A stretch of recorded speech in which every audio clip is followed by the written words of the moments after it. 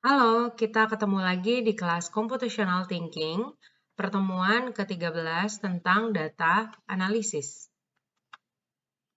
Apa itu data? Sebelum kita masuk ke data analisisnya data itu adalah factual information, jadi data-data atau informasi berdasarkan fakta yang digunakan untuk menjadi dasar dalam berencana, dalam diskusi gitu ya, dalam perhitungan, atau data itu juga adalah merupakan output dari satu alat atau dari satu sistem gitu ya, yang harus masih diproses karena isinya itu masih ada yang useful dan ada yang irrelevant. Jadi data itu semuanya, baik yang berguna maupun tidak, atau data juga itu adalah bisa digitally transmitted or process. Jadi data itu bisa secara digital atau bisa secara manual. Jadi lembar-lembar kertas itu juga bisa. Nah, tapi dalam konteks informatika, data analisis itu berarti harus yang sudah digitally, ya, secara digital.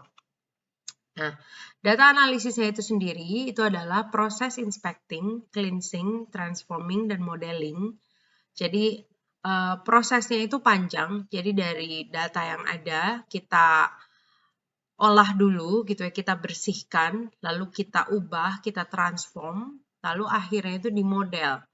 Untuk ngapain? Untuk kita bisa mendapatkan useful information yang nantinya bisa untuk suggesting conclusions. Jadi kita bisa mensuggest sesuatu dan bisa supporting decision making. Ya. Nah, inti dari data analisis itu adalah kita menggunakan data past, data yang sebelumnya, ya, lalu membuat keputusan untuk memprediksi future, masa depan. Ya, jadi basic dari data analisis itu pasti data yang sebelumnya. Jadi data yang udah ada, kita olah supaya kita bisa memprediksi data ke depannya. Ya.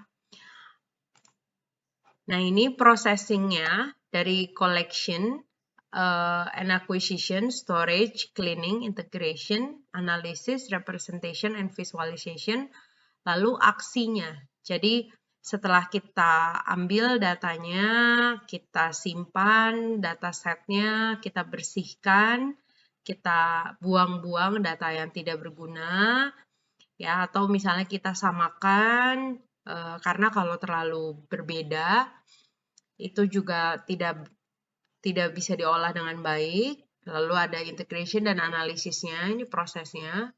Lalu setelah selesai dianalisis, kita melakukan visualisasi. Lalu top management atau owner atau kalau perusahaan berarti adalah direktur, manajer, dan level-level atas itu melakukan aksi berdasarkan visualisasi di sini. Ya, lalu dia akan mengulang lagi begitu seterusnya. Nah, ini secara detailnya nanti teman-teman bisa baca di sini. Jadi mulai dari collection and acquisition, ada requirement gathering-nya, lalu kita collecting datanya, lalu cleaning ini ya, jadi ada yang duplikasi, ada yang spasi-spasi gitu ya, ini kita bisa bersihkan. Lalu kita lakukan proses analisisnya, kita bisa memanfaatkan banyak tools dan software. Lalu interpretation dan visualization-nya di sini itu dari setelah data diolah, kita bisa visualisasikan. Sederhananya, visualisasi itu adalah menggunakan chart dan graph. Nanti saya akan tunjukkan di bagian belakang kenapa sih pentingnya seperti ini, gitu ya. Nah, tapi yang harus diperhatikan masalah mindset dan statistik dan understanding your data collection-nya. Kenapa? Karena kalau kita salah melakukan proses di awal, maka di akhir pun hasilnya akan salah, gitu ya. Nah, jadi setiap proses yang ada di sebelumnya ini, itu juga penting. Jadi bagaimana kalian melakukan cleaning, bagaimana di sini juga kalian mengkoleksi data, itu juga berpengaruh terhadap hasil visualisasinya. Nah, ini tipe-tipe dari data analisis. Jadi yang bisa dilakukan dalam data analisis itu ada banyak metode. Ada yang pertama deskriptif, inferential, prediktif, preskriptif, correlation, sama causation. Deskriptif dan inferential itu termasuk sebagai statistical analysis. Jadi berdasarkan perhitungan-perhitungan set of data atau sample of data. Jadi pasti ada sampel-sampel untuk memprediksi populasi yang lebih besar, gitu ya. Yang pertama dari statistical ini adalah deskriptif, gitu ya. Deskriptif ini paling sederhana, karena ini kalian juga sebenarnya udah belajar dari zaman SMP mungkin ya. Kalian sudah belajar bagaimana menghitung mean, median, mode, gitu ya. Lalu kalian ada yang namanya range data, ada variance, ada standar deviasi. Nah ini termasuk sebagai deskriptif ya. Jadi kalau kalian mau melihat center of data menggunakannya apa, penyebaran data bagaimana, lalu asosiasi antar variabelnya, kalian juga bisa pakai Pearson correlation, bisa ada covariance. Ini termasuk sebagai descriptive analysis. Lalu yang kedua, masih statistical analysis juga, yaitu inferential analysis. Inferential di sini, ini biasanya using hypothesis testing. Jadi, biasanya anak-anak ekonomi ini yang suka. Jadi, hipotesis 1, hipotesis 2, lalu kalian bikin pembuktiannya. Ya, dan biasanya berpengaruh terhadap populasi dan sampling. Jadi, semakin baik sampelnya, maka hasil hipotesis kita itu juga bisa teruji dengan lebih baik, gitu ya. Yang tadi saya bilang pentingnya kalian melakukan dari awal itu karena samplingnya itu adalah penting. Yang berikutnya yaitu prediktif. Kalau prediktif ini adalah what is likely to happen by using previous data. Jadi prediksi, kita memprediksi sesuatu.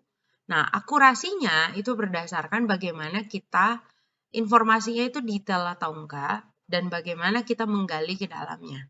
Gitu ya, dan bagaimana variabel yang tepat yang kita ukur gitu ya. Kayak misalnya kita mau prediksi cuaca.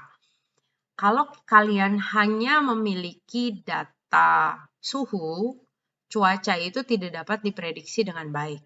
Tapi kalau misalnya kalian memiliki data suhu, lalu kalian memiliki kecepatan angin, kelembapan udara, terus ada lagi misalnya masalah intensitas cahaya gitu ya. Nah, itu mungkin bisa lebih baik dalam memprediksi cuaca berikutnya. Ya.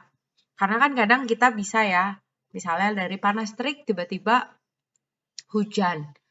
Mungkin secara suhu dia tidak terlalu terdeteksi gitu ya. Tapi kalau dari kelembapan udara, kecepatan angin, itu mungkin berbeda gitu ya. Nah, ini makanya yang disebut dengan detail information you have, gitu ya. Nah, berikutnya preskriptif. Preskriptif di sini itu adalah kombinasi dari deskriptif dan prediktif, gitu ya. Jadi ini tuh menggunakan optimasi dan simulation algorithm. Ya, biasanya jadi selain deskriptif yang tadi hanya menggambarkan kurang lebihnya, ini juga hanya menggabungkan dengan yang prediksinya.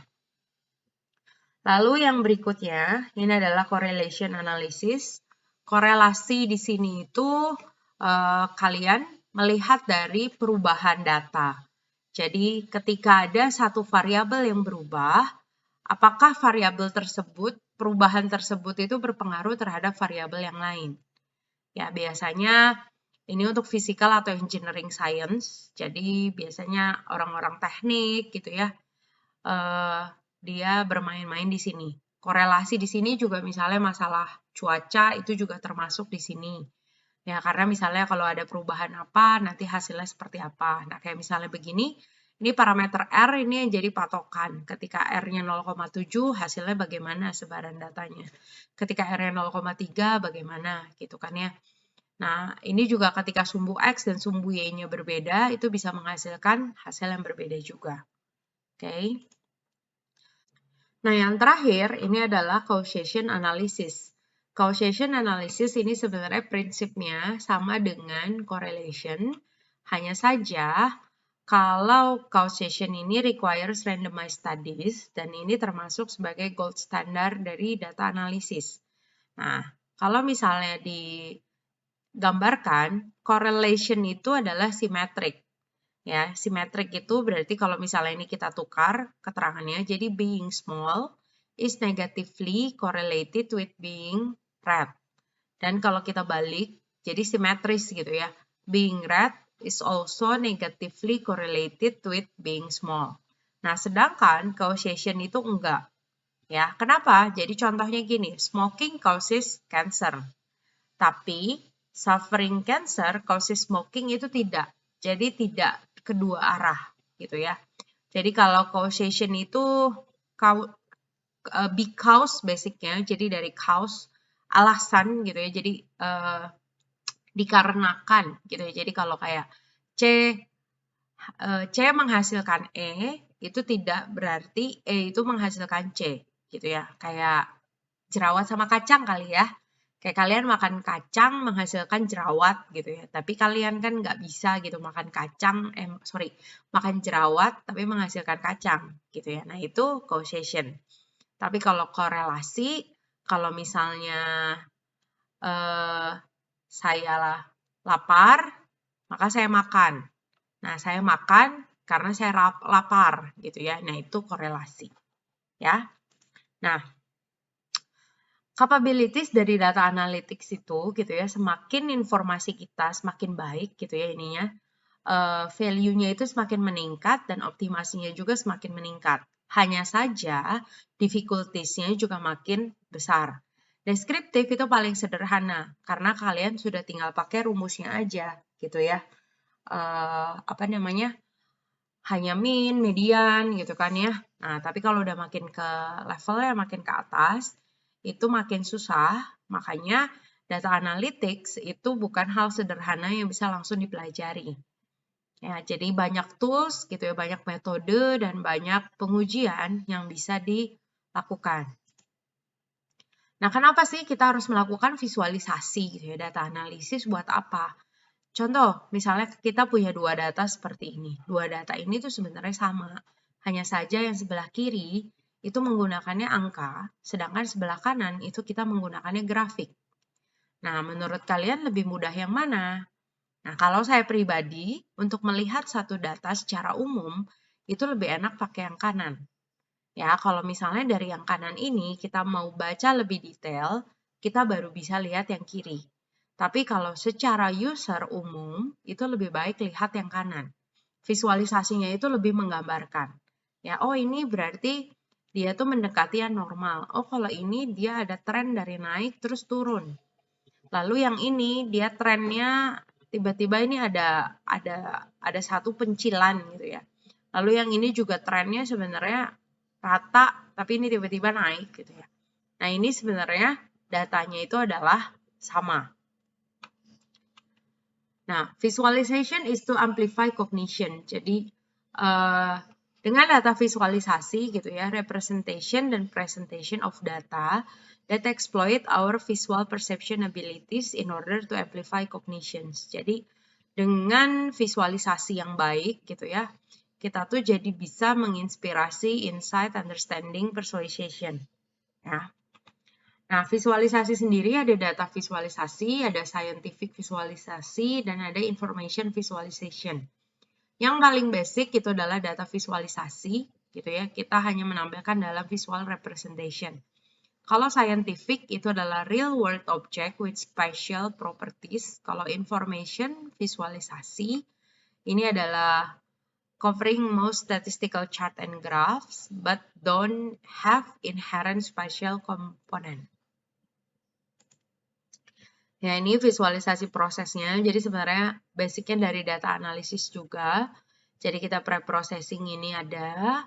Lalu ini adalah human information analysisnya. Jadi ada data manipulasi, ada data eksplorasi, dan seterusnya. Ya, ini ada data gatheringnya. Jadi dari social environment atau dari physical environment. Ini digabung jadi data tersimpan, begitu seterusnya processingnya. Ya, dan ini visualisasinya di sini. Nah, tekniknya itu sendiri ada banyak, ada comparing, ada showing changes, gitu ya, ada plotting connection, dan ada assessing hierarchy, dan ada mapping geospatial data. Ini tekniknya juga. Ya, kalau misalnya kita lihat secara data seperti ini kan lebih enak gitu ya. Kalau kita lihat cuma angka itu lebih pusing. Kalau kita lihat dari gambar, ini kan lebih enak. Oh, ini yang terbesar. Oh, ini yang paling kecil gitu kan ya. Terus kalau misalnya kalian bisa lihat juga gitu ya, ini no responnya paling besar gitu. Nah, ini lebih enak dengan visualisasi. Nah, tapi ini juga harus hati-hati. Kayak misalnya kalian mau menggunakan apa untuk menampilkan data yang seperti apa, itu juga harus hati-hati, jangan sampai salah prediksi gitu ya. Jadi kalau contohnya nanti saya akan contohkan di belakang. Nah, ini kita mau bahas tentang stack area chart. Jadi variabel datanya ada kuantitatif interval, ada kategorikal, ada kuantitatif rasio, ada height, area, sama color-nya.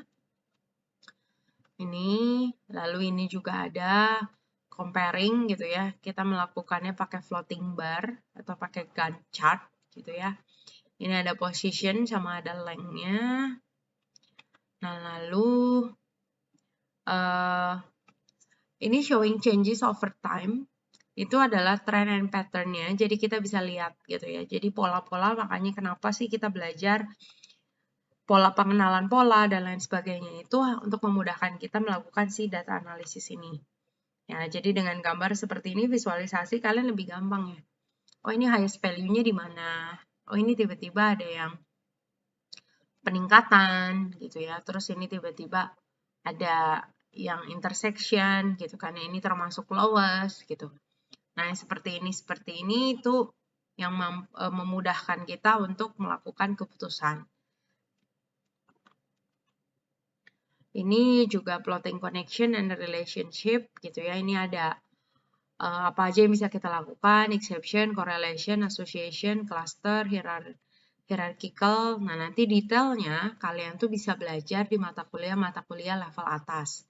Ya, jadi mulai dari kalian nanti belajar data mining itu ada machine learning, ada misalnya nanti masuk ke yang algoritma gitu ya, Strago. Nah, ini semua itu bahasnya ke arah sana. Nah, yang penting dari semuanya itu adalah tipe data. Ya, dengan tipe data yang tepat, kalian juga bisa menghasilkan visualisasi data yang tepat. Ya, jangan sampai datanya apa, visualisasinya apa, karena nanti dampaknya bisa berbeda. Ya, jadi datanya sendiri itu ada yang kategorikal, ada yang ordinal, ada yang numerical, ada yang interval, ada yang rasio, gitu ya. Nah, ini contohnya, misalnya kategorikal atau nominal, itu male female. Kalau ordinal itu abundant, common, jadi nggak terlalu jelas. Kalau kuantitatif itu lebih jelas. Relasional itu berarti dia ada tree-nya gitu ya, atau ada network. Kalau spatial itu bentuknya maps. Ya, ini numerical data seperti ini, ordinal berarti yang seperti ini gitu ya. Lalu ada yang kategorikal. Ya. Nah, tipe-tipe data ini berpengaruh terhadap bagaimana kita harusnya membuat visualisasi yang baik. Ya, jadi kayak misalnya ini 1, 2, 3 ABC gitu ya, text label. Ini bagusnya pakai yang apa? Kuantitatif, ordinal, kategorikal, atau relasional. Nah, kalau misalnya size satu area nggak bisa jadi kategorikal dan relasional, tapi bagusnya kuantitatif sama ordinal.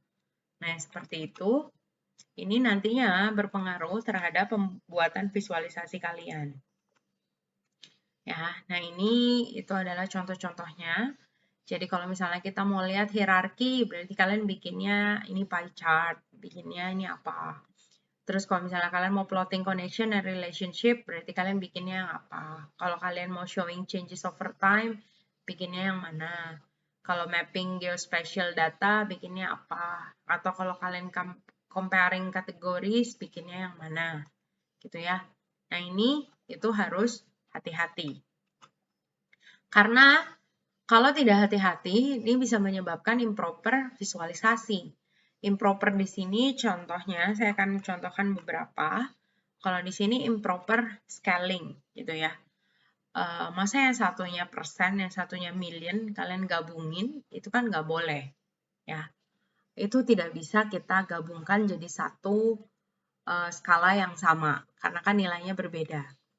Terus, truncated di sini, kalau misalnya kita pakai sumbu Y-nya 106 sampai 112, itu datanya ternyata seperti ini, ada peningkatan. Tapi kalau kita pakai sumbu Y-nya dari 0 sampai 120, itu tidak akan terlalu terlihat. Ya, jadinya ini truncated, jadi hilang gitu ya. Yang harusnya terlihat peningkatan itu jadinya kayak datar. Ya, atau juga yang seperti ini, kalau kita pakai tabulasinya, sumbu Y-nya dari 9.100 sampai 9.800 sama ada peningkatan. Tapi kalau kita pakainya yang dari 0, ini kayak nggak terlalu kelihatan gitu ya peningkatannya. Jadi tipis. Nah, ini yang kalian juga harus hati-hati. Misalnya udah bener nih grafnya, tapi sumbu X dan sumbu Y-nya itu harus hati-hati juga. Nah, ini data analisis itu berdekatan juga dengan data mining. Ya, nah ini yang akan kita pelajari di mata kuliah berikutnya. Ya, jadi di sini ini hanyalah pengantar supaya kalian tuh kebayang sebenarnya ngapain sih gitu ya. Nah, ini adalah processingnya untuk menghasilkan knowledge yang baik gitu ya. Nah, yang penting itulah pattern evaluasi. Makanya kita dari awal-awal juga belajar tentang AADP dan lain sebagainya itu untuk membentuk pola pikir kalian, memudahkan proses-proses seperti ini. Ya, ini adalah data analytics tekniknya, ada classification, ada clustering, ada regression, ada outer, ada sequential, ada prediction, ada association rules. Ini itu adalah model-model data mining, ya, yang bisa nanti kita pelajari di mata kuliah ke depannya. Ini referensi-referensinya, mungkin kalian bisa cari-cari kalau mau baca-baca lebih lanjut. Sekian tentang data analisis. Terima kasih. Untuk minggu depan, kita akan belajar bagaimana memvisualisasinya secara sederhana. Oke, sampai ketemu lagi.